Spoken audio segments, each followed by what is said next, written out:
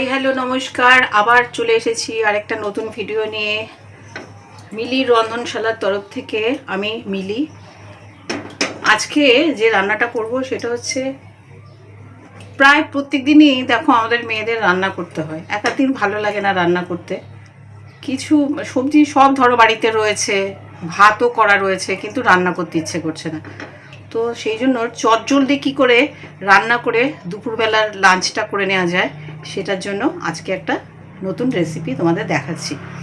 রান্নাটা হবে সাদা তেল দিয়ে। আমি সাদা তেল কড়াইয়ে দিয়ে দিয়েছি, সাদা তেলটা গরম হতে দিয়েছি। এবার আমি গরম হতে হতে তোমাদেরকে দেখিয়ে দিচ্ছি আমি কি করছি।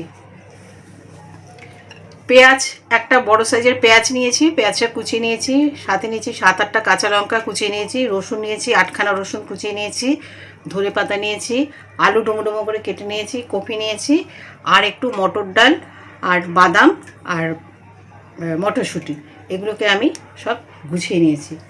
আর বাড়িতে ভাত ছিল, ভাতটাকে আমি একদম ঝরঝরে ভাতটাকে আমি এর সাথে মিশিয়ে নেব। তাহলে প্রথমে আমি তেলটা দিয়েছি, তেলটা গরমও হয়ে গেছে।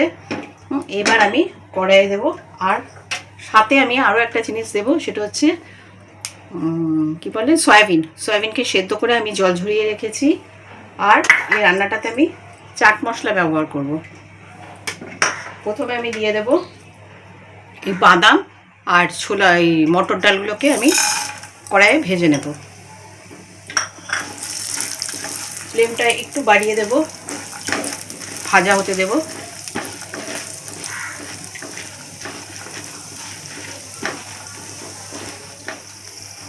একটু গোটা গরম মশলা দিয়ে দেব, যেটা তোমাদেরকে আমি দেখাইনি।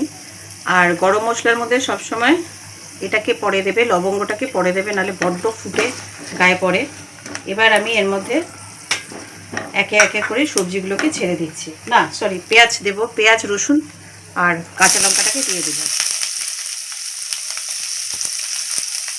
আর এবার আমি লবঙ্গটাকে দেব। এবার এটা ভালো করে একটু লাল লাল করে ভাজা ভাজা করব। খুব তাড়াতাড়ি হয় এই রান্নাটা। আর দুপুরবেলাটা আমাদের মেয়েদের জন্য, ধরো বাড়িতে কেউ নেই, সবাই অফিস কাছারিতে চলে গেছে, আমরা মেয়েরা বাড়িতে রয়েছি, তো এই রান্নাটা খুব সহজে এবং খুব তাড়াতাড়ি আর মুখরোচক রান্না। ঠিক আছে, এটা করে তোমাদেরকে দেখাচ্ছি। এটা লাল লাল করে ভাজা হোক। দেখো এটা একটু লালচে ভাজা হয়ে গেছে। এবার এখানে আমি একে একে আলুগুলো ছেড়ে দিলাম।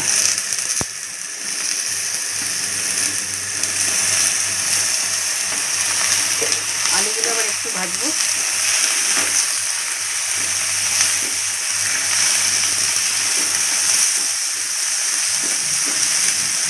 আলুটা একটু ভাজা ভাজা হয়েছে।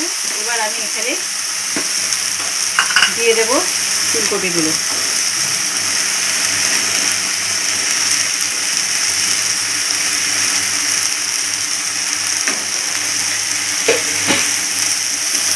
ফুলকপি এবার আলু মিশিয়ে সব একসাথে ভালো করে মেশাবো।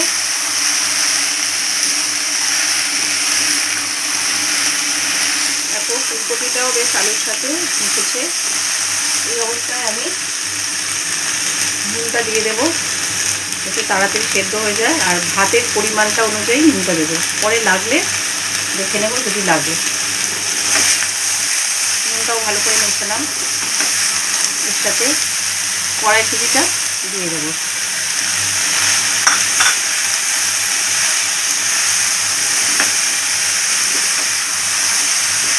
এবার হলুদটা মিশিয়ে দেবো।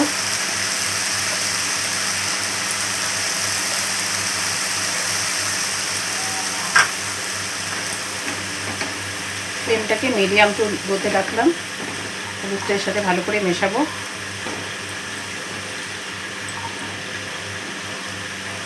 মিশিয়ে নেওয়ার পরে সয়াবিনটা দিয়ে দেবো, সেদ্ধ করে রেখেছিলাম আগে থেকে। সয়াবিনটাও ভালো করে মিশে গেছে এর সাথে। এবার এখানে সামান্য গরম জল আমি অ্যাড করে দেবো একটু সেদ্ধ হওয়ার জন্য।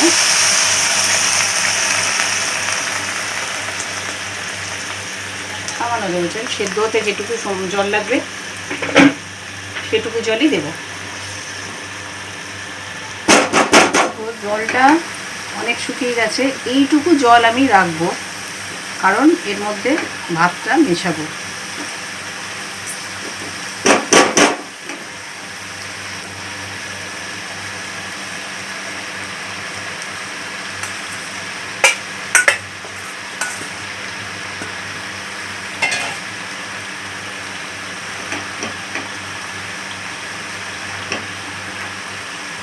তেলটা একটু কমিয়ে দেব। ভাতটা এর সাথে সমস্ত সবজির সাথে মশলার সাথে মিশিয়ে দিলাম। এবার এখানে একটু চিনি দেব, একটু চিনি দেব আর ধনে পাতাটাও মিশিয়ে দেব।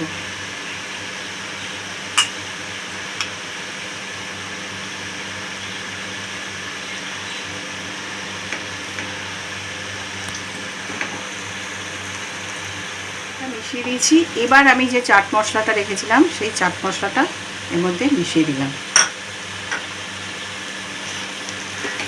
এবার পুরো ভাতটার সাথে এই চাট মশলাটাকে মেশাবো।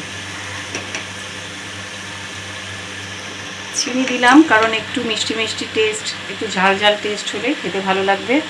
আর এই রেসিপিটা তোমরা বাড়িতে অতি অবশ্যই বন্ধুরা ট্রাই করে দেখবে। সত্যি বলছি খুব সুন্দর দুপুরের লাঞ্চটা হবে, কোনো ঝামেলা নেই, ঝঞ্ঝাট নেই। দুপুরটা তো হয়ে গেল, তারপরে রাত্রিবেলাটা আবার তুমি ধীরে সুস্থে করতে পারবে।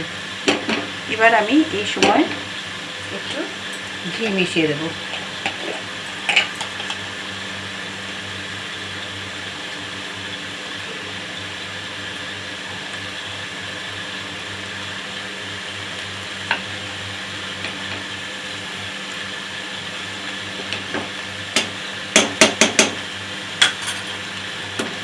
এবার পুরো ভাতটার সাথে ঘিটাও মেশাবো।